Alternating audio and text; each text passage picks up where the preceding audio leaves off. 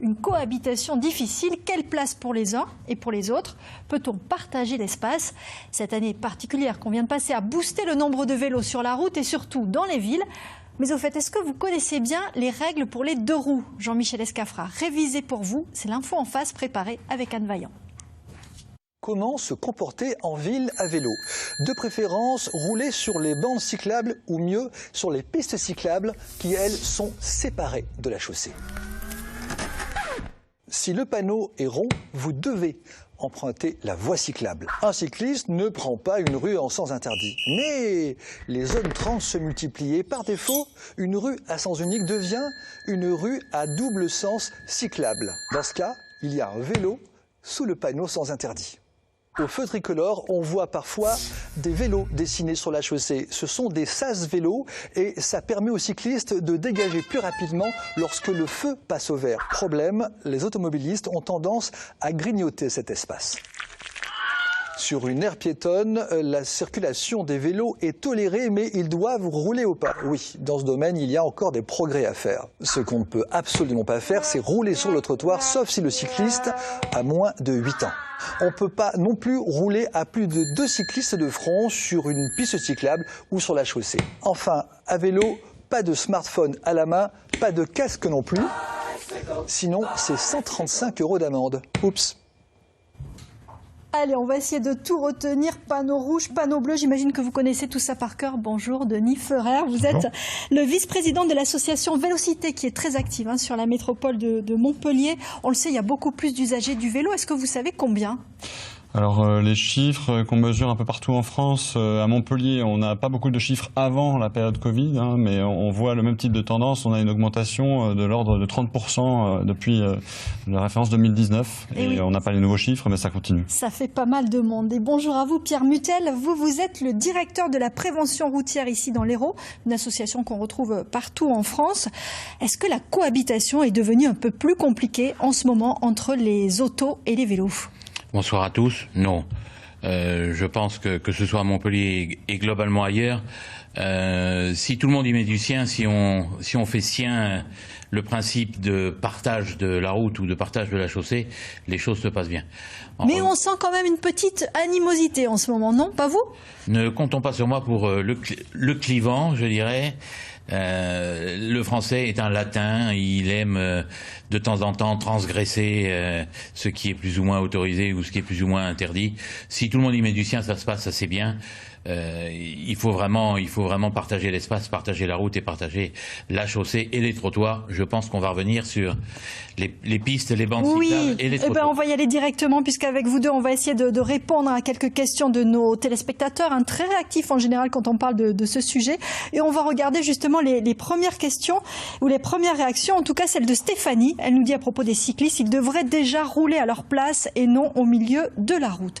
Sabine, elle nous a envoyé un long mail pour nous dire certains pédalent tranquillement et ont leur place sur les pistes cyclables, d'autres ont le droit de vouloir se déplacer rapidement et d'utiliser des voies qui leur permettent de rouler à un rythme soutenu. On va d'abord répondre à Stéphanie. S'il y a une piste cyclable, est-ce qu'on est obligé de la prendre ? Alors on a vu dans le sujet tout à l'heure un panneau rond. Ce panneau rond rend la piste obligatoire, mais le panneau qui est derrière vous, carré, est une piste conseillée. Donc la plupart des pistes sont conseillées. Il y a un très faible nombre de pistes qui sont réellement obligatoires. Donc c'est normal de voir des cyclistes sur la chaussée s'ils ne trouvent pas leur chemin. Donc on n'est pas obligé de râler contre eux et quand on les dépasse, on n'est pas obligé de les frôler non plus. Il y a une distance minimale. On est même obligé, théoriquement, d'après le code de la route, de laisser 1 mètre en ville et 1,50 m sur les routes ou les pistes, les bandes cyclables, s'il y en a à la campagne. 1,50 m à la campagne, 1 mètre en ville. Charge à nous de le faire comme il faut et de penser à regarder, si je peux me permettre, un petit peu le regard de l'autre et d'aller chercher le regard de l'autre en ville quand il n'y a pas de bande cyclable. Ça évite les ouvertures de portières intempestives, ça évite, c'est pas pour les regarder si la conductrice du vélo a les yeux bleus, ou si c'est un jeune éphèbe qui est sur le scooter. Aller chercher le regard de l'autre, ça permet de voir qu'il vous a vu et à lui de voir que vous l'avez vu. Allez, on va continuer avec les questions dans quelques instants, mais d'abord on va voir comment la ville de Montpellier tente de laisser plus de place aux deux roues, une mutation délicate. C'est un dossier d'Isabelle Brice et François Jobard tourné pendant ces derniers mois de confinement. Le vélo à Montpellier, c'est d'abord l'histoire d'un électrochoc. Il a eu lieu en 2018 lors de l'inauguration d'une nouvelle déviation pour désengorger Castries, commune de la métropole. Un chantier de 13 millions d'euros sans aucune piste cyclable. Quand on s'en étonne, voici ce que le président de l'époque répond. Vous savez, faire une infrastructure pour qu'elle soit utilisée par 2 personnes, c'est peut-être pas l'idéal. Furieux, les cyclistes inondent les réseaux sociaux avec le hashtag « Je suis l'un d'eux ». Ils s'organisent et manifestent en masse. Le mouvement est lancé, le message est passé. Philippe Sorel instaure un plan vélo. Les premières pistes cyclables temporaires voient le jour. Plusieurs grands axes de Montpellier sont coupés en 2 par des plots jaunes. Les voitures perdent la moitié de leur voie au profit des cyclistes. Aux heures de pointe, ça crée de gros bouchons. Ah oui, clairement, là je suis en train de faire un bouchon, tout le monde va être deg derrière quoi. Parce qu'il y a une piste cyclable à ma droite, donc je vous laisse, bonne journée. Ça part d'une bonne idée, sauf que c'est une fausse bonne idée. En plus ça, il y a moins de circulation puisque les gens sont plus ou moins confinés. On n'a pas encore vu en temps normal, hein. Mais à mon avis en temps normal ça va être encore pire. En juin 2020, une nouvelle équipe est élue à Montpellier. Point de vue vélo, elle roule dans la même direction. Toutes les pistes provisoires réservées aux cyclistes et aux bus vont devenir définitives.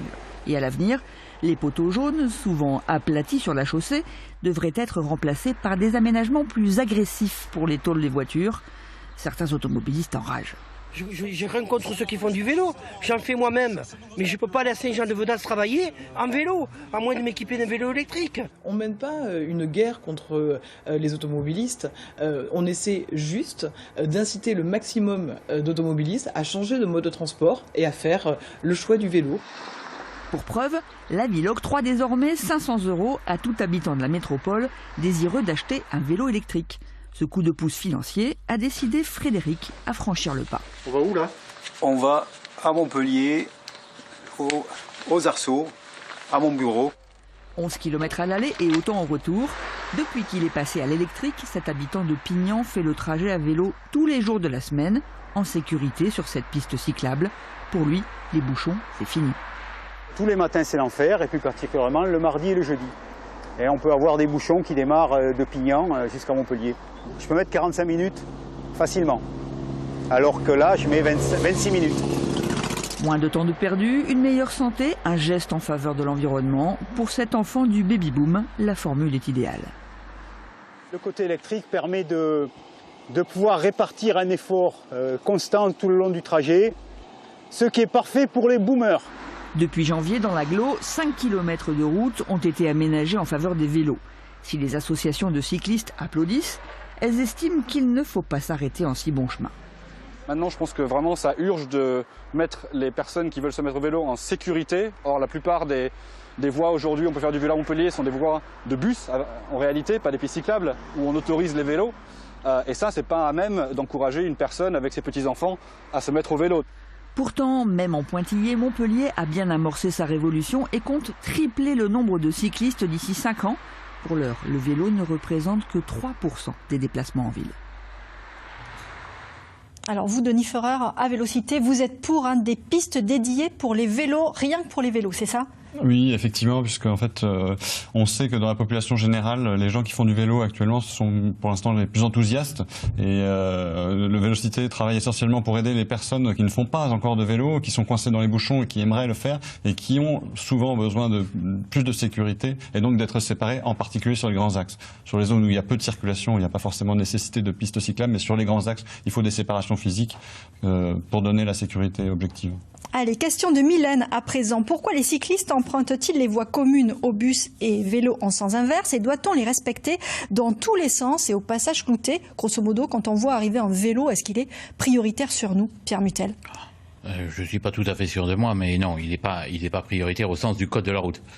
En revanche, avoir la surveillance permanente comme manière de faire quand on conduit, c'est évident. Ça veut dire qu'il faut changer nos réflexes désormais, il faut bien regarder, comme vous le disiez tout à l'heure, à droite, à gauche, beaucoup plus qu'avant? Les choses évoluent dans le même sens. On se rend compte depuis peu que lorsqu'il y a des aménagements pour les cyclistes, que ce soit des aménagements qui sont définitifs et très matérialisés ou des aménagements du provisoire qui devient définitif, dirons-nous, le comportement des automobilistes change assez notoirement, la vigilance aussi, et on aurait pu redouter un surcroît de confiance de ceux qui sont à vélo à ce moment-là. C'est pas tout à fait le cas. Ils en abusent pas, mais on se rend compte qu'entre l'abaissement de la vitesse chez les automobilistes, le respect de certaines règles et le principe d'être dans une vigilance un petit peu accrue, les choses évoluent dans le sens que tout le monde espère. Pourra-t-on bien longtemps continuer à ce que certains couloirs de bus soient considérables entre guillemets comme des voies cyclables? Non. Je pense qu'il faudra de manière très drastique, ça va être un travail colossal, réduire la taille des trottoirs pour pouvoir permettre à ce que les bus soient à un certain endroit sur la chaussée et les vélos à un certain endroit le long de cette ligne de bus. C'est peut-être quelque chose comme ça qu'il faudra envisager. Pierre Mutel, il nous reste peu de temps, mais j'aimerais qu'on passe aux dernières questions de nos internautes, si c'est possible, et notamment celle de Frédéric, qui nous propose que les automobilistes repassent leur code et leur permis tous les 5 ans, pour qu'on leur rappelle l'arme potentielle qu'ils ont entre les mains, dit-il. Et Annie, elle nous dit, avant de vouloir donner des leçons aux automobilistes, faisons passer un permis de conduire aux cyclistes, on en reparlera. Est-ce qu'il faut augmenter la fréquence de vérification du permis de conduire, d'après vous, en quelques secondes, et après on parlera des cyclistes? C'est pas évident. Le grand problème est très souvent évoqué pour les seniors. Or, pour les seniors, on se rend compte que dans les pays en Europe où la visite médicale est obligatoire, oui, la Suisse par exemple, ou périodique, il n'y a pas une baisse notoire du nombre d'accidents qui concernent ou qui sont occasionnés par les seniors. Donc c'est pas si... Alors, si on l'applique pas aux seniors et que ça a un coût terrible au niveau sécurité sociale par exemple, ça sera bien compliqué de pouvoir le faire appliquer aux automobilistes et aux vélos. Et il faut un permis de conduire pour les vélos. Est-ce que ça serait une bonne idée? Alors, je ne connais pas d'exemple de pays qui le fassent, et surtout il y a quelque chose qui est... tous les automobilistes ne sont pas forcément des usagers du vélo quotidien, mais en revanche l'écrasante majorité des usagers du vélo quotidien ont leur permis de conduire. Donc il y a une question de réapprendre l'espace et la transition qu'on vit actuellement tous. On est un peu perturbé par ces changements, mais pas de nécessité... Le programme Savoir rouler à vélo à l'école est un super truc ça suffit, mais il est parfois loin pour certains. Il est en train de se mettre en place pour l'instant. À terme, les générations qui sortiront du CM2 auront fait ça et sauront rouler à vélo en ville. Allez, vous restez tous les deux avec nous. On va continuer à parler dans quelques instants du partage de la route. Juste le temps de laisser nos téléspectateurs du Gard, du Tarn, des Pyrénées-Orientales et de Quercy-Rouergue retrouver leurs éditions locales. Et pour les autres, eh bien, on reste ensemble.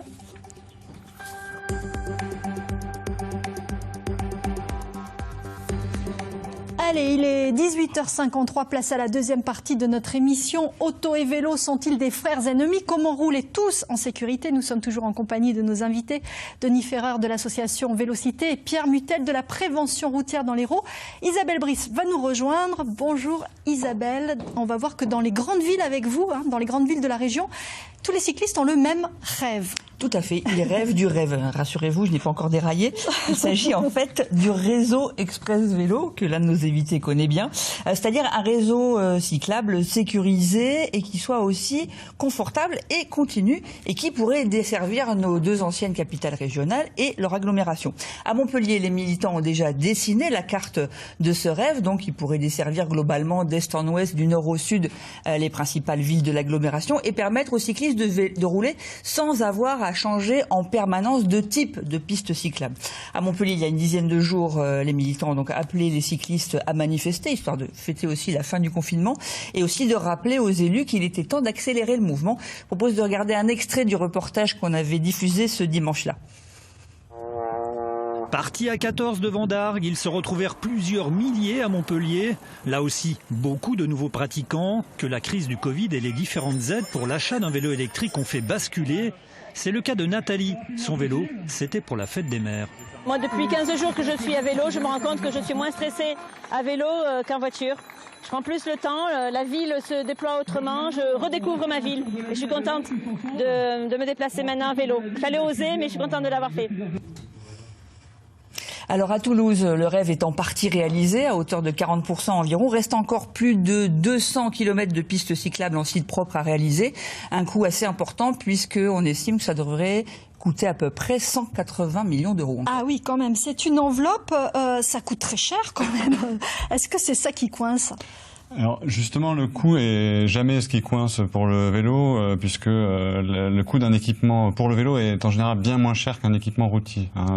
Frédéric Errand, le spécialiste français, dit qu'il suffit de ne pas construire d'autoroute urbaine pendant 10 ans pour rendre complètement une ville cyclable.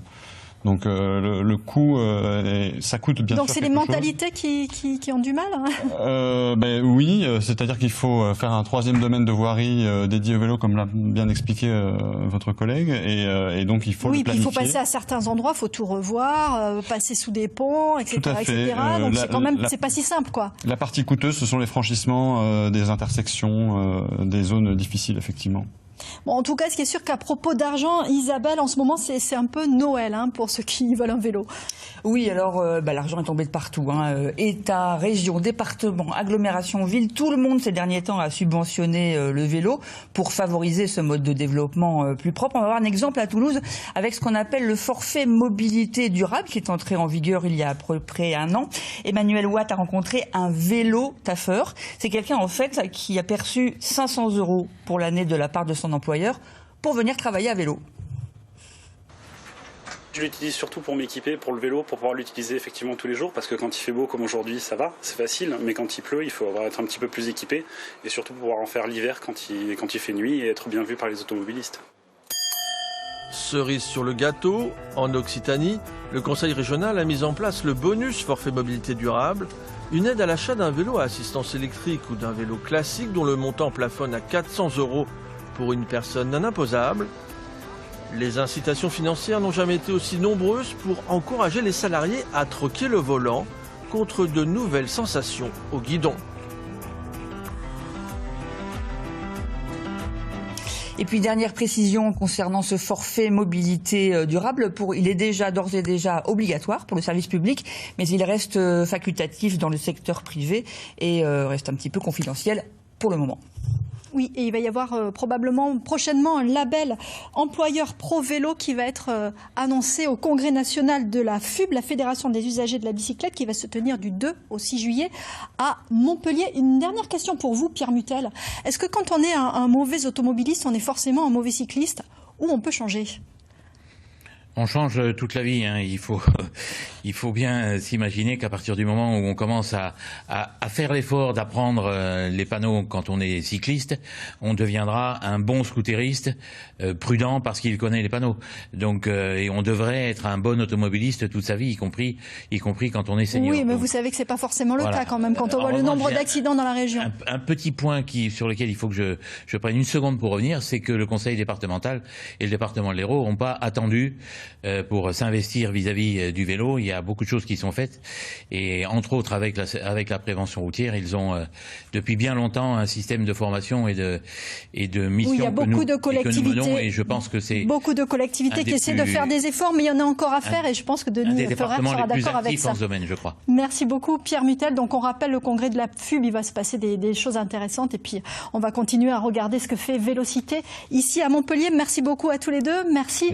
Isabelle, demain c'est Patrick Noviello que vous retrouverez donc pour le 18h30 et dans quelques instants, eh bien, place à vos journaux régionaux et ça c'est juste après la météo. Merci d'être restés avec nous. Bonne soirée à tous. Et portez le casque.